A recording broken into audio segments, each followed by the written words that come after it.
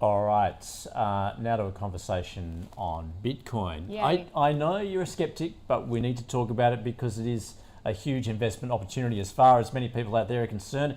Embedded with the new economy, which so many are touching on, is the blockchain technology.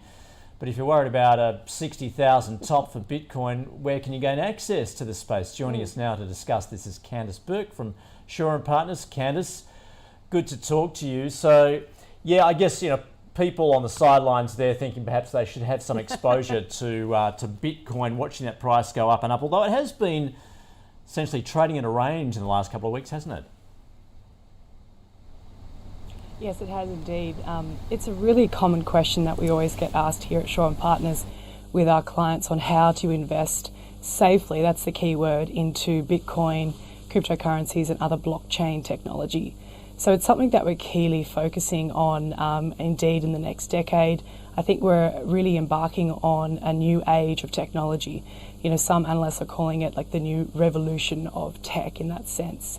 When you compare it to other asset classes, it's still relatively new. I mean, Bitcoin's been around for a couple of years now, but it's still relatively new in terms of asset classes. So it's roughly worth an estimate of 1.7 trillion US dollars, and you compare that to the likes of equities and other asset classes, their valuation is north of 70 trillion. So lots of runway growth. And I think, as you touched on in your intro there, one area that is really of interest is it's the new economy. So think about the last time you went into the bank to physically transfer, pay a bill or deposit funds.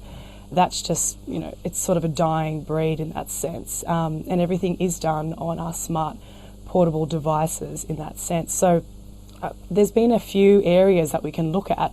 We don't give direct Bitcoin or currency advice because it's still very risky in our opinion, but you can look for well-run companies that are investing heavily into the space. So really big, large cap names in the US come to mind. PayPal's very vocal in this space. Amazon is also doing their own currency coin in Brazil. You've got Tesla announcing only recently that you can buy a new Tesla car through the currency there. So there's definitely a lot of space that corporates want to get into. And I think banking is one area in particular that we will see a lot of R&D and technology spent in that area. So my first stock pick is actually a bank. And it's an idea that you can invest into in the US. The company is called CV Financial Group. The ticket is CIVB on the US exchange over there. It was up about 1.5% overnight in the US. And it's really a niche bank in the sense that it's not so much at the mercy of the economy and small short-term interest rates that we're hearing a lot about here in Australia.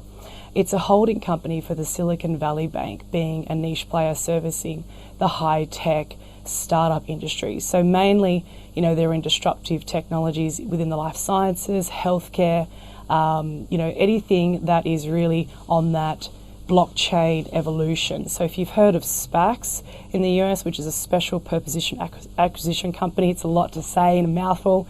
They are all over that space. In fact, they boast to have about 50% of their customers in the bank that are VC capital funding investors. So in terms of upside, there's not a lot of coverage on this stock, but it's got a strong balance sheet. It only has 11% equity debt ratio, which is very low for a bank at the end of the day. ROE of 13%, ROA 24% plus. I think niche neobanks are getting a lot of conversation coming out of COVID-19 because they're more nimble, right? They don't have as much potential red tape around them. And particularly this bank, I can see a lot of investment going in to the private equity side of things where you can just be super lean and aggressive in innovative blockchain technology. So CIV is a stock pick out there that is indirectly exposed, follow the capital really is what I'm saying, into the blockchain technologies. So moving on to crypto, you're looking at Silvergate Capital, is that correct? Yes, so Silvergate is another US listed company. SI is the code there on the US. It was up nearly 5% overnight. Silvergate's roughly a 5 billion market cap, so considered kind of tiny in the micro investing space. Again, low debt. The bank really specializes in banking cryptocurrency. So clients that have large institutional wallets where they want to trade different currencies and move cash around digital assets wise. This is exactly what Silver Capital do day in, day out. Now, it's a cautious stock to be invested in because obviously it's heavily pegged to cryptocurrency. So if Bitcoin's up, the stock most likely will be up and vice versa. So if you look at the chart and the share price, over the last 12 months, it has been a bumpy ride. But the end of 2020, the CI Capital actually saw an increase of like 200% in all their volumes and transactions. So I think it's going to be another company to watch. It's interesting when you really start analysing blockchain and cryptocurrencies, and I mean, I still don't fully understand it completely. I don't know anyone that really does, but you can really start narrowing down into the different niches. So you can join the Bitcoin cult, so to speak, and you only live and breathe Bitcoin. But really it comes down to the psychology of assets.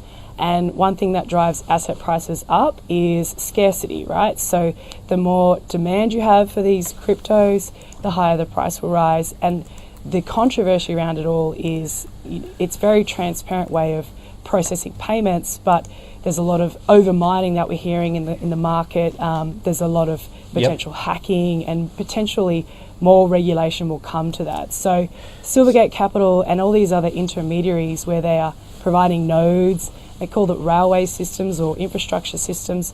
I think that's an area that banks should jump on board and really invest into. So we know as a consumer that you can safely transfer funds across. So I would say watch Silvergate Capital with cautious in mind because it is volatile.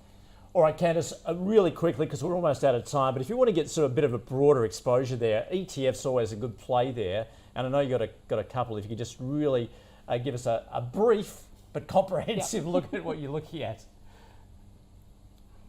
Sure. So I guess for any investor, if you're nervous or you're unsure on a market, ETFs are a great way of getting a basket exposure. And that's what I would suggest for anyone wanting to get into the space, whether it's blockchain or Bitcoin, because you're minimizing your risk and your capital is not exposed to a single idea, right?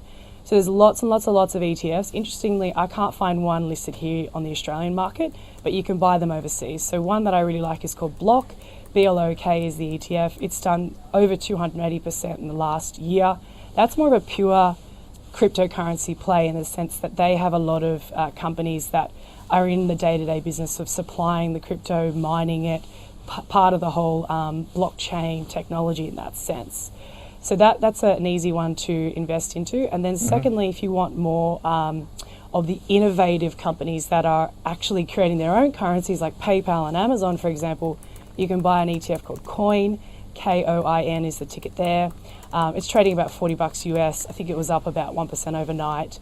That's done about a more conservative, I think about 8% in the last year in terms of performance. Sorry, 74%, 8% sounds very low for Bitcoin. 74%'s been the last year return. So I would say that's indeed what I say to our investors here is if you want to get into it, let's do an ETF to protect yourself. Sounds good. Hey, Candice, you covered a lot of territory there, many options to consider. Thanks so much for joining us from Shaw & Partners.